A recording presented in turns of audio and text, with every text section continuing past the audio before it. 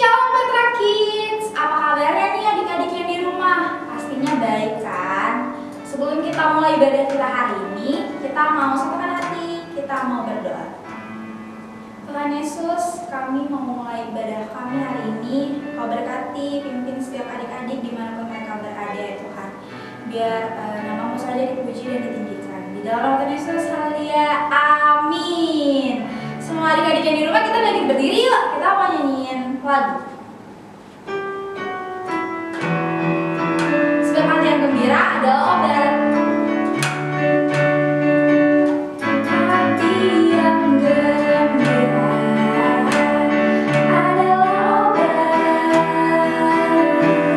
Seperti obat hati yang senang.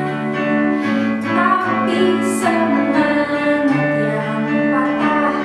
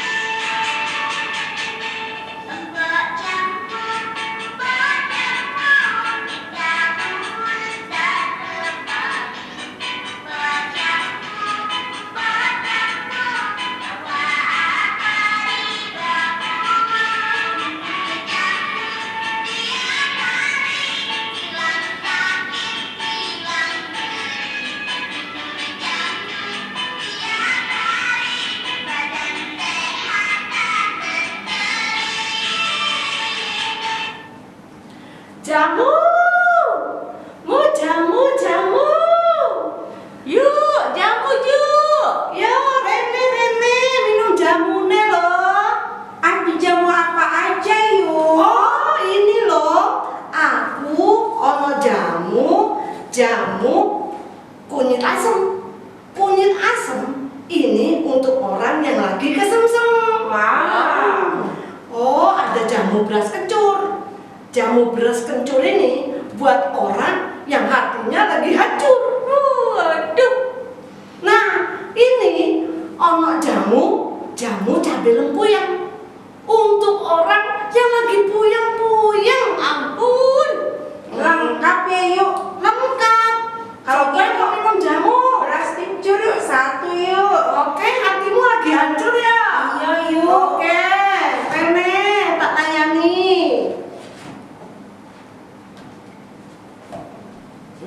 Kasih yuk. Habisin ya. Lempuyangnya dong. Oh, lagi puyeng-puyeng toh? Iya. Iki, tak layani. Nih. Yuk. Aku udah minum jamu setiap hari, kenapa nggak sembuh-sembuh ya yuk? Oh, kamu ini jangan salahin jamuku. Jamu ini cuma perantara. Yang paling penting itu hatimu, yaitu imanmu kepada Tuhan. Yang menyembuhkan yaitu Tuhan. Bukan? no. Iya, iman percayamu. Jamu ini perantara. Orang aku juga minum obat-obatan dari dokter, itu semua perantara. Tapi iman percaya kita yang diperlukan, bahwa Tuhan yang Maha Penyembuh. Ya? Oke yuk. Nah, hai anak-anak, jumpa lagi dengan Bunda Ria. Apa kabar kamu hari ini? Tentunya istimewa bukan? Nah, barusan Bunda Ria jualan jamu loh. Nah, jualan jamu ini yaitu untuk kesehatan badan. Nah, Bunda, tapi ada hubungannya. Bunda sebentar lagi membawakan cerita firman Tuhan, yaitu mengenai peristiwa yang ada di dalam Yohanes 5 yang terjadi di Yerusalem, yaitu di sebuah kolam namanya kolam Bethesda. Satu hari Tuhan Yesus datang ke kolam itu sendirian, dan dia melihat seorang tua yang sedang sakit lumpuh. Timbul belas kasihan Tuhan Yesus karena dia melihat orang tua itu susah payah untuk menghampiri kolam Bethesda. Karena pada saat itu kolam Bethesda terkenal jika menghampiri kolam itu pada saat kolam itu bergoyang, dia akan sembuh kena airnya. Wow. Tuhan Yesus memperhatikan kakek tua itu, orang tua itu. Lalu Tuhan Yesus bertanya, apakah engkau ingin disembuhkan? Lalu kakek tua itu berkata, aku ingin sembuh, tetapi tidak ada yang membawaku ke kolam itu, karena dia lumpuh anak-anak. Lalu Tuhan Yesus bilang, kamu mau sembuh? Apakah kau benar-benar mau sembuh? Iya, aku mau sembuh. Lalu orang tua itu Tuhan Yesus suruh untuk berdiri dan angkat tilammu. Maksudnya angkat tikarnya. Lalu apa yang terjadi? Orang tua itu langsung sembuh. Wow. Tapi tahu nggak dia sembuh karena apa? Bukan karena air di kolam Bethesda itu. Dia sembuh karena iman percayanya dan Tuhan Yesus yang menyembuhkan. Lalu dia langsung pergi dan tidak pergi ke kolam Bethesda itu. Nah anak-anak, siapa di antara kalian yang memiliki sakit atau memiliki masalah? Hendaklah kita percaya bahwa Tuhan Yesus dapat menyembuhkan sakit dan dapat menyelesaikan masalah. Asalkan kita mau datang kepadanya, memohon kepada Tuhan Yesus, meminta kepada Tuhan Yesus pasti menghampiri dan menjamah doa kita. Demikian anak-anak. Jadi kalau misalnya ada sakit karena minum obat tidak sembuh-sembuh, jangan salahkan obatnya. Atau minum jamu tidak sembuh-sembuh, jangan salahkan jamunya. Tetapi harus kita introspeksi, kita sadari bahwa Tuhan Yesuslah yang menyembuhkan sakit kita. Seperti orang tua yang ada di kolam Bethesda tadi, dia lumpuh sudah tak bertahun-tahun dia lumpuh. Dia dapat dihampiri, dia minta, dia mohon kepada Tuhan untuk menyembuhkan sakitnya. Nah, anak-anak, demikian ya cerita firman Tuhan dari Bunda. Oh ya, jangan lupa kita ada ayat hafalan loh, ya, yang dari Yeremia 17 ayat 14.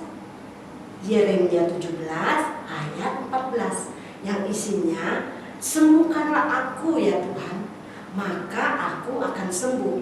Selamatkanlah aku, maka aku akan selamat. Yuk kita sama-sama, kita baca sama-sama. Yeremia 17 ayat 14. Sembuhkanlah aku ya Tuhan, maka aku akan sembuh. Selamatkanlah aku, maka aku akan selamat. Nah, anak-anak, sebelum kita akhiri firman ini, mari kita sama-sama berdoa. Kalian tentunya mau berdoa bukan? Yuk, tutup matamu, lipat tanganmu, kita sama-sama berdoa. Allah Bapa di dalam surga, Tuhan, terima kasih untuk firman-Mu hari ini. Kami bersyukur Bapa, kami boleh percaya bahwa sakit penyakit kami, Engkaulah yang sembuhkan. Setiap masalah kami, Engkaulah yang menyelesaikan. Kami bersyukur memiliki Allah yang baik seperti Engkau. Kiranya firman Tuhan merema di dalam kehidupan kami. Bapak, kami juga mau berdoa buat teman-teman, saudara, atau guru-guru kami yang sedang mengalami sakit. Tuhan, Engkau sembuhkan. Segala sakit penyakit Engkau sembuhkan. Di dalam nama Tuhan Yesus, yang sakit disembuhkan. Kami percaya Engkaulah Allah Maha Penyembuh. Terima kasih Tuhan. Di dalam nama Tuhan Yesus Kristus, kami berdoa. Sama-sama katakan, amin.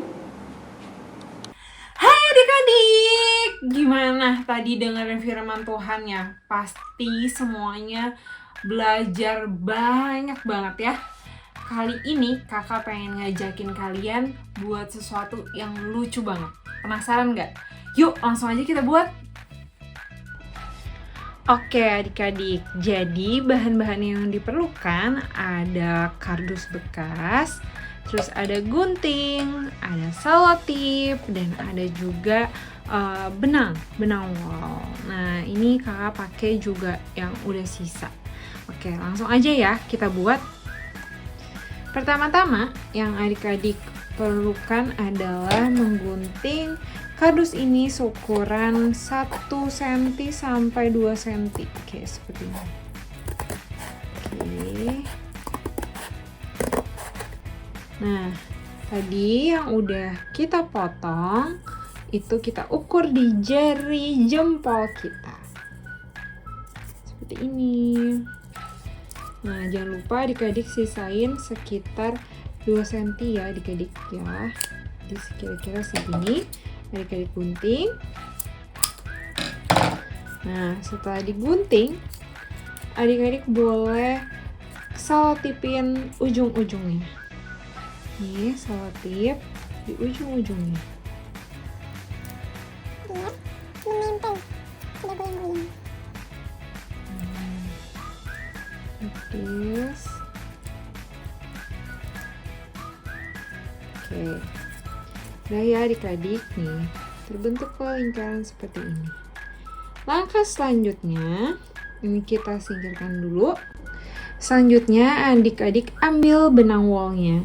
Benang wolnya boleh warna apa aja. Kalau adik-adik di rumah juga adanya warna putih, nggak masalah sama sekali. Nah adik-adik kalau misalnya sudah ketemu sama ujungnya, adik-adik boleh potong ini kira-kira 10 sampai 12 cm. Nah, segini ya. Kita potong dulu. Nah, adik-adik potong ini yang banyak. Banyak banget.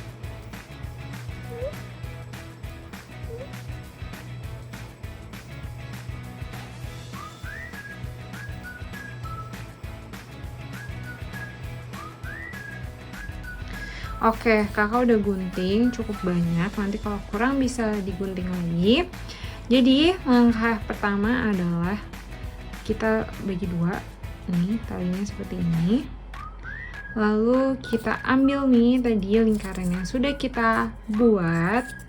Nih kita masukkan talinya seperti ini. Oke.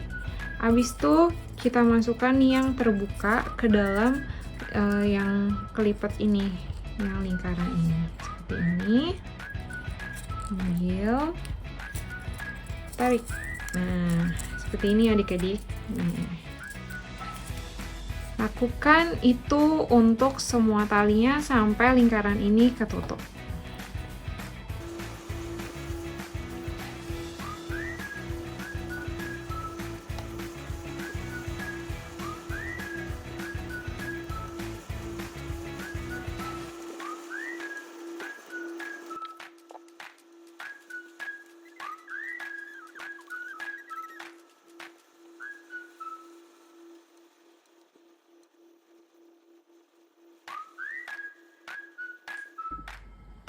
Oke, nah ini kakak tadi udah buat sampai semua sudah terisi lingkarannya. Nah, selanjutnya adalah kita mau bagi dua ya adik-adik seperti ini. Lalu kita masukkan sisi sini, kita masukkan sisi sebelah sini ke arah sebaliknya seperti ini. Nah, seperti ini. Kalau sudah, dirapikan terlebih dahulu sesuai dengan alurnya.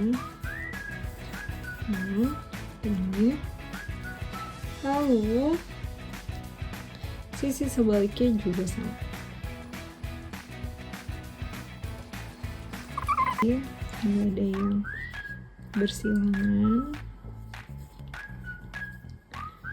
Selanjutnya kita mau ikat ujungnya dengan apa? Dengan tali tepung.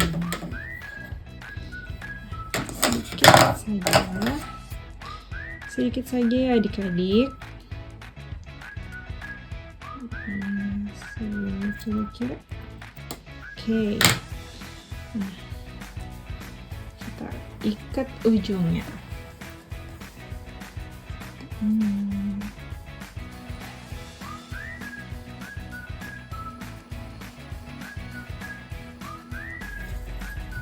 Ini adik-adik seperti ini tuh terikat, ya kan? Terikat tuh. Adik boleh ikatnya sebanyak 2 kali supaya semakin kuat. Oh, sudah terikat. Nah, habis itu adik-adik boleh rapiin atasnya.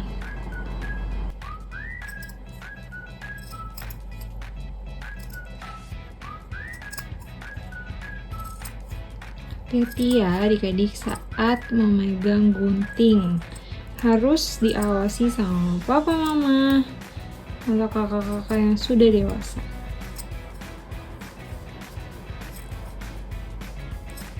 Nah, sudah kita rapikan, tinggal masukin deh ke jempol. Jadilah topi yang lucu sekali. Kalau mau berbentuknya lebih bagus, adik-adik bisa masukin kapas. Nih, kakak ada kapas. Kita masukin ke dalam. Biar bulat bentuknya. Seperti ini, jadi deh topi mungil. Ya kan, lucu kan? Selamat mencoba adik-adik semua di rumah.